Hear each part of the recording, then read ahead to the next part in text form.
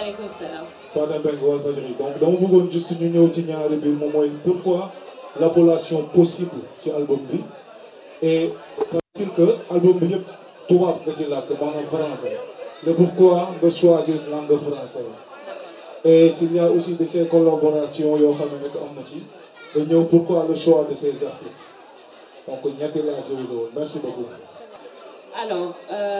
salaamaaleykum déjà tout le monde maa ngi nuyuwaat ñëpp donc di revenir ci première question muy lan moo tax possible déjà benn message d'espoir laa bëggoon lancer à toute la jeunesse sénégalaise à toute la jeunesse africaine tey dañu nekk ci jamono boo xamante ne dëkk bi metti na les gens souffrent les gens sont fatigués et on perd pratiquement espoir mais il est bon de leur dire que c'est possible de réussir que c'est possible de réussir et de le faire chez nous. Aujourd'hui, on a besoin de rebâtir notre pays, on a besoin de développer notre pays, on a besoin de changer les choses et de se bâtir un nouvel avenir bu baax. Donc loolu moo waral tey possible pour wax leen que ne mën nañ ko def mën na nekk te mën na nekk tamit fii nga xamante ne fii lañ dëkk fii lañ sosoo dara gënul neex nga tekki sa biir dëkk nga tekki sa biir réew. loolu li ko andi aussi mooy que ne dafa am benn fans boo xamante ne nii dafa jël yoonu gi donc mu décédé ci yoon bi mu nekk benn affaire bu ma marqué parce que kooku fans bu ma sonaloon na mu ngi dëkk Saint-Louis tout le temps dafa doon wax moom mooy sama garde du corps su ma ñëwee Saint-Louis moo doon nekk sama garde du corps ñu woo ma annoncé ma décès dama dafa doon jël géej gi far yàlla mu ñàkk bakkanam donc loolu nekk lu ma touché et je me suis dit qu'il faut que jeunes yi ñu revenir à nous-mêmes et que ñu toog waxtaan suñu biir mais que également aussi ñu waxtaan ak ñi nga xamante ne ñoo ñu jiite ñu wut solution pour mën a développer suñu dëkk pour mën a changer la situation de notre pays ba tey ñu mën a toog ñëpp toog fi ku nekk gis sa bopp ci biir réew bi donc loolu moo waral possible et pourquoi le choix de la langue française. Aujourd'hui, yegsi naa fenn foo xamante ne j'ai envie que sama carrière am beneen tournure que sama carrière dem feneen parce que amaana ça fait pratiquement mine de rien ça va faire 10 ans may def sama carrière. J'ai commencé en 2013 donc 2023 lay mat 10 ans depuis 2013 maa ngi woy ci wolof et li may wax artiste dafay am plan de carrière chaque année da ngay teg ay objectifs nga jëm leen atteindre donc depuis lors ñu ngi koy def on voulait que OMG soit connu par le public du hip-hop. Après que OMG soit connu par le grand public, par tout le Sénégal. Maintenant, il est temps que OMG soit connu un peu partout en Afrique et un peu partout en Europe. Et pourquoi pas le faire avec une langue boo xamante ne ça parle beaucoup plus. Aujourd'hui, xam nañu que ne 8 personnes ou 7 personnes sur 10 qui parlent français ñu ngi Afrique. Afrique la ñuy gën a waxee français sax que Europe. Donc tey c'est un marché à conquérir. C'est un marché boo xamante ne ñun Sénégalais yi am nañ ci wàll. gis nañ musique bi que ne tey Sénégal dafa am problème pour exporter musique donc c'est à nous de le faire et pourquoi pas essayer avec une autre langue essayer nañu wolof jàllul donc li ñuy wax qui ne risque rien à rien c'est benn tentative boo xamante ne dañ koy def pour yóbbu suñu musique ci kanam a kanam pour am ay artistes yoo xamante ne dañuy confirmer wu sur le plan africain francophone africain mais également un peu partout en Europe voilà. Merci. Wow, bon, déjà, la première question, c'était par rapport au programme qui est mon top album. Donc aujourd'hui, on est censé faire une tournée déjà dans le pays, mais également une tournée au niveau un peu dans la sous-région. Donc, Guinée, Côte d'Ivoire, Bénin, etc. Donc, pays francophones, on prévoit d'y aller des promos album également. Vous nous fait promo album de Paris. Donc loolu mooy nekk programme bi aussi un peu plus loin inchallah peut-être ci ouverture septembre octobre on fera la promotion de l'album en France. Maintenant en ce qui concerne featuring yi c'est vrai qu'il y a 2 featuring par contre donc muy donnant bu ma def ak Abiba ak Chris Nico beneen bi aussi bu ma def ak Afrotronics ñoo xam ko muy un artiste tchadien qui est basé au Canada donc je pense que peut-être c'était pas un choix voulu. Non, nous l'avons donné parce qu'il y avait d'autres featuring qui étaient prévus, mais malheureusement, ça n'a pas pu se faire par faute de timing, mais c'était pas un choix qui était vraiment voulu au fait. Ok, c'est bon. En fait, c'est Ibrahima Khalidien. Vous avez créé un album, vous l'avez titré Possible. Mais dans cet album, le 12e titre est titré T'es pas capable. Une incapacité dans une possibilité, un paradoxe ou bien une complémentarité quelque part, ou bien quel est le message qui est en train d'être passé à travers ce titre, le 12e titre donc, de l'album Possible? Le message qui est en train d'être passé dans cette chanson, c'est déjà de dire quand on veut quelque chose, quand on veut arriver à quelque chose, on a besoin de quelqu'un qui est à côté de nous, qui tirer vers le bas. Et on voit qu'il y a beaucoup de femmes qui vivent ça aujourd'hui. Quand tu es avec quelqu'un, quand tu es avec un homme, au lieu de les tirer vers le haut, de les tirer vers le bas. Maintenant, quand il faut prendre une décision, tu te dis que il faut passer à autre chose. C'est ce qui est important. C'est le message que je voulais lancer dans la chanson. Dire aux femmes qu'il faut savoir passer à autre chose. Quand la personne n'est pas capable de te tirer vers le haut, quand la personne n'est pas capable de t'appeler ses projets, de vraiment amener le positif de sa vie, je pense que Koku amatul ben njëriñ ci sa vie. Am valeur ajoutée. Bu ci amulee valeur ajoutée, jarul te débarrasser de cette personne.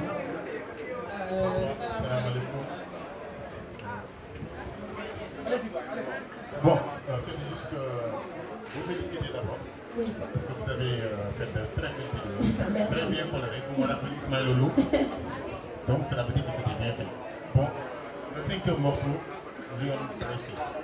De petit gis, vous étiez démaquillé, sur le nous son.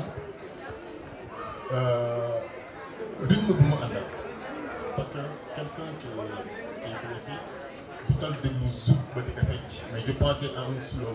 Pourquoi amener que fond musical rythmé? En fait, c'était ça le paradoxe qu'on voulait. Parce que la musique du Boko de Glo, c'est une musique qui est assez festive. Mon musique comme Nico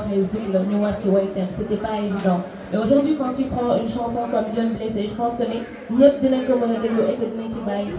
une chanson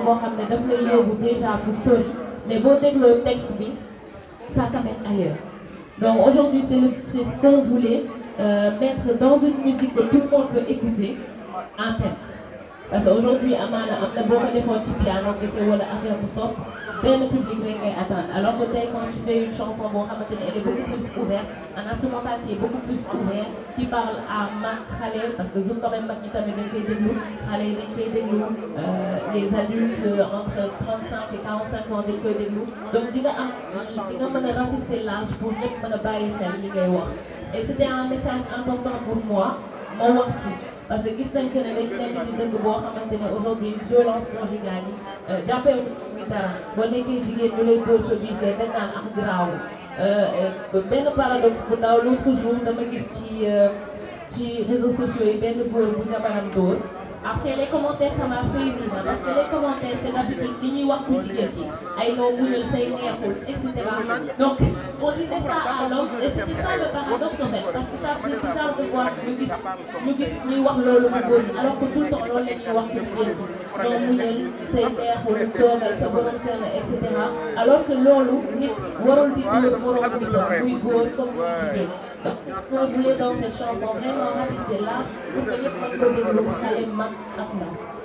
alors bon, je pense que je vais commencer par le dernier. Moi, il y a des chansons rap dedans. Donc parce que OMG, tellement de rap tu parfois tu vois des personnes qui ont ça de non mais pas exemple il rap tout chante et tout. Alors que c'est quelque chose qui est en moi. Man ma rap, quand j'ai commencé ma carrière, j'avais une voix, je chantais très bien, mais man rap laa bëgg def te moom laay commencé sama carrière. Donc j'ai toujours à la base j'étais une chanteuse mais quand il a fallu commencer ma carrière j'ai débuté en tant que rappeuse te loolu ci man la nekk te du ma sa day même si je sors un projet boo xamante ne ce sera typiquement ay way cet aspect de rap du ma sa jóge ci man parce que loo xamante ne ci yow la bokk ci yow la nekk je pense que ne du ma sa jóge ci yow. Donc voilà, il y a des chansons où je reste rappeuse et ça c'est à vie. Mais quand même il y a des chansons de rap dedans, Amna Stack, Amna Tamit Abusé. Bon, c'est 2 titres rap dans l'album. Voilà, donc Abusé, continuer Abusé. Il y a des nit ñi nga xamantene dañuy dugg lo xamné du ñom donc dañuy créer seen bopp ay vie wuti ci ay yére yu cher ay dàll yu cher sol ay yére yu cher alors que loolu dañ koy àbb dañuy dem jëli ji ko ci keneen ñoom wane ne nii lañ am ci réseaux sociaux yi wane ne nii la ñuy tudd alors que du loolu du bon abusé, ça parle de ça, des hommes et des femmes qui s'inventent des vies alors que c'est pas leur vie. Donc il y a également des thèmes comme possible, on a un message qui sera lancé aux jeunes, Young Blessé qui parle des violences conjugales,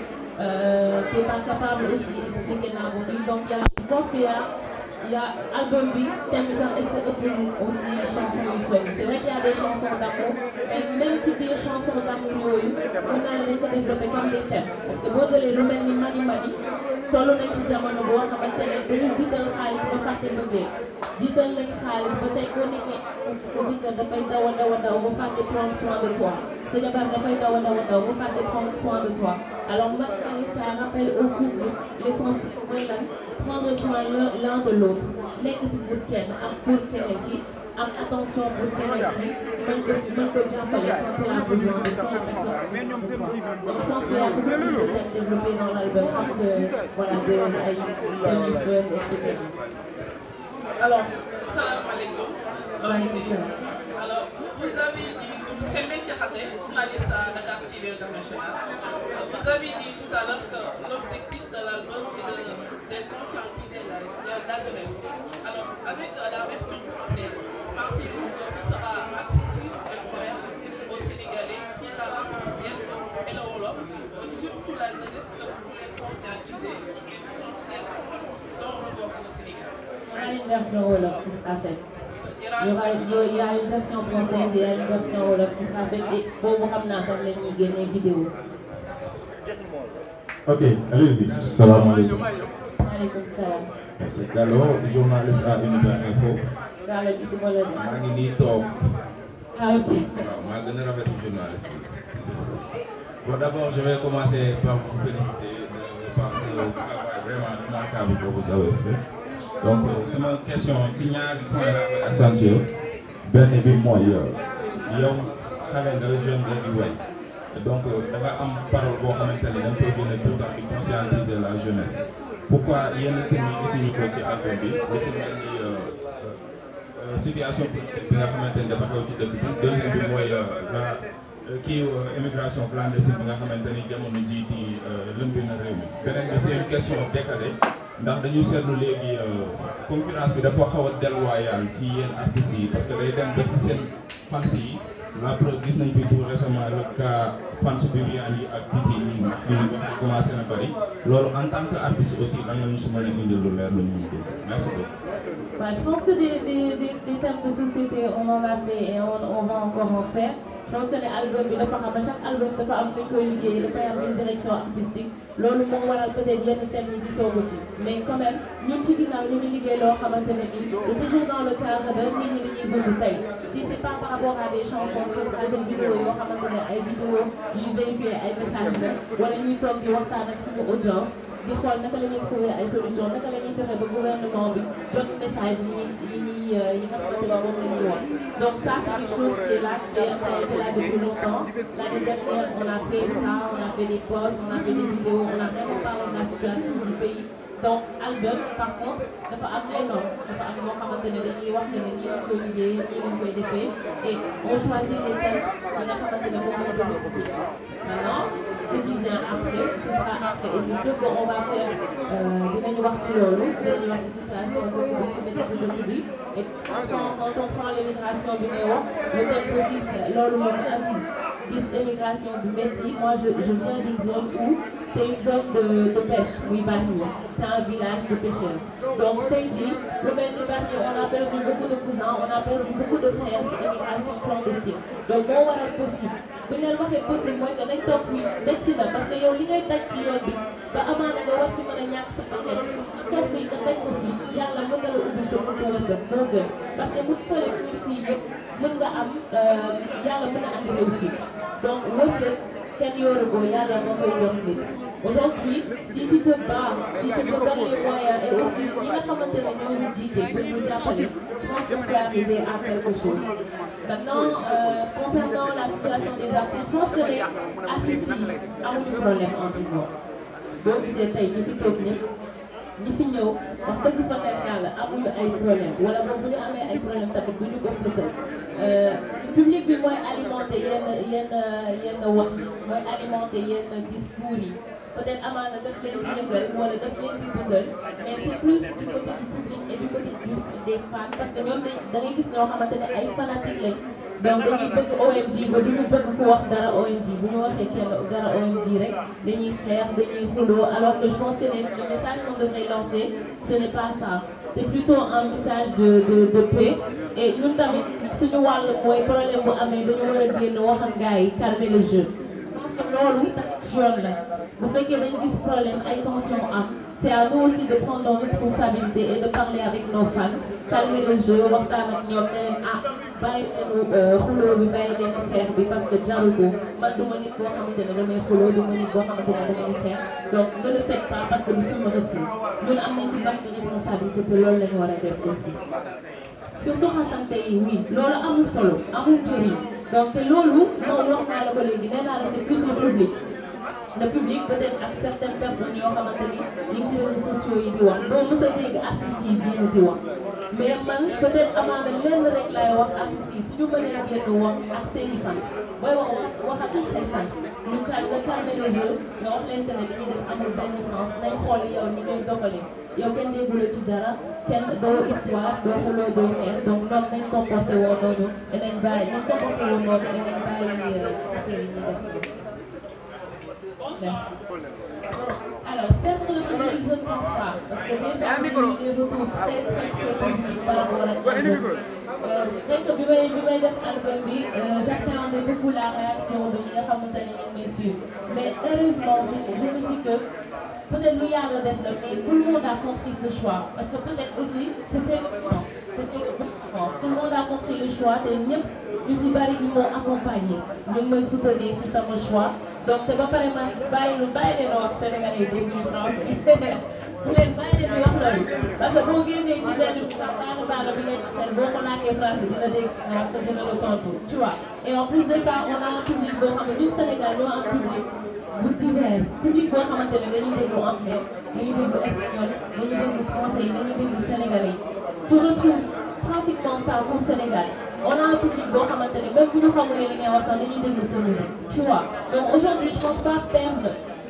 ce public là bien au contraire je pense am public boobu ba pare gagné beneen public boo xamante ne mi ngi biir Sénégal et il s'intéresse pas à la musique qui est là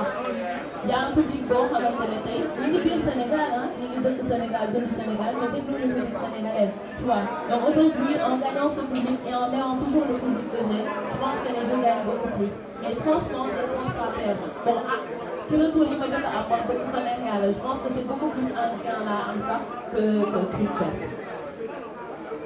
Merci ñu dem ci keneen. non loolu est-ce que duñu laaj sama styliste ana Steph de Canada Steph de Canada pourquoi le rouge vous savez moi je travaille avec une équipe chaque jour dañuy toog di waxtaan bu nekk day joxe idée muy beatmaker bi muy photographe bi muy caméraman bi muy styliste bi et tout ñun ñëpp on est une équipe ay idée OMG rek doyul donc moi si j'ai mes idées keneen tamit dafa ñëw ay indi ay idées ñu joxe ñu jël bi nga xamante ne moo ci gën a baax donc toutes les tenues que vous voyez derrière les vidéos Steph de Canada moo koy def moom laay liggéeyal donc je pense que ne bon peut-être rouge danger bi c'est pour faire peur à Steph c'est peut-être pour faire peur et leur dire que voilà on est là on va attaquer fort mais bon je pense que c'est une question boo xam ne moom moo ci gën a mën a tontu. Ok. Ça va bien. D'accord.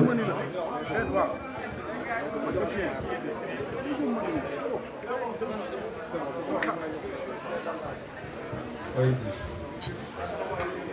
Bon, tout d'abord, ñu ngi peut-être si album possible déglu nañu ko seetaan nañ li nga xamante ne nii moom moo nekkoon documentaire bi wax dëgg yàlla mu nekk lu original nekk lu rafet ndax gis nañ variété bi nga xamante ne nii def na ko si maanaam mélange de titres yi ak suñu li nga tey catalogue bi nga xamante ne moom la ñu jox on sent vraiment que ni yaa ngi aborder ay thèmes yu am solo yoo xamante ne bokk na si ñaax jeunesse bi ak li nga xamante ne nii mooy les femmes gis naa ko si mais li ma bëgg a xam mooy album possible dafa nekk 12 titres ñu bëggoon xam temps bi ko liggéey ndax yomboon na wala déet ndax 12 titres actuellement au Sénégal ak ni nga xamante ne ni problème yi noonu la demee OMD lan moo ko motivé ba mu tax mu génne un album de 12 titres aussi beneen lu am solo muy ki nga xamante ne ni moom moo nekkoon DJ Paul nga wax sànq si documentaire bi ñu seetaan ni moom dafa amoon idée maanaam moom si li nga xamante ne moom mooy album bi liggéey na si tey ngay présenté sa album ki nga xamante ne ni moom moo nekkoon sa idée ngeen ànd yàgg liggéey tey présent wu loolu ban yëg-yëg la OMD di am si xol ak aussi ki nga xamante ne moom moo nekkoon sa coiffeuse tey OMD ku ko xam-xam ko si mode ak variété yi nga xamante daf koy faral di def OMD tey waroon am fu mu ñëw génn ndax tey bi nga xëyee dem di dem salon pour defar ban yëg-yëg nga am si ki nga xamante ne moom moo nekkoon sa coiffeuse merci beaucoup. Première question bi muy ndax yomboon na liggéey album bi c'est vrai que yombul woon parce que nekkoon nañ ci période boo xamante ne comme ni nga wax on était en période de deuil donc c'était pas très évident mais je pense que c'est quelque chose qu'on devait aussi à DJ Paul parce que comme ni ma wax l'idée est venue de lui ñu jógee concert mu émettre idée def album bi donc on le lui devait moo taxoon ñu tàmbali liggéey bi mais c'était pas évident c'était pas facile donc liggéey bi ni ma ko doon defee mooy je travaillais beaucoup à la maison donc dañu installé benn home studio à la maison di liggéeyee foofu donc doon woo instrumentiste yi ñu ñëw foofu doon woo également yeneen artistes yi nga xamante ne liggéey naa ak ñoom ñu ñëw foofu donc je pense que tout s'est pratiquement passé à la maison bu ma doon dem studio aussi benn wala ñaari yoon nga doon nekk franchement le travail c'était plus à la maison et avec le petit aussi c'était pas évident donc moo waraloon liggéey bi doon nekk kër ga maintenant je pense que liggéey Paul su ma naree wax ci moom conférence de presse bi dafay yàqu parce que lu récent la loo xamante ne nii yàggul torop mais mu nekk lu metti loo xam ne ñu ngi koy dund et ñu ngi koy dund ba léegi mu metti si ñun léegi nii bi may yegg si conférence ci fii nii maa ngi tombé partie bi ñuy wax ci DJ Paul donc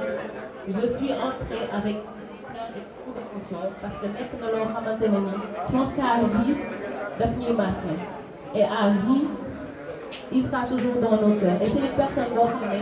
mënuñu ko remplacer il reste irremplaçable loolu wax dëgg fa dara loolu laa mën a wax parce que sinon après dina gën a compliqué c'est les boobu aussi nekkoon xale boo xamante ne elle était très serviable bëggoon liggéey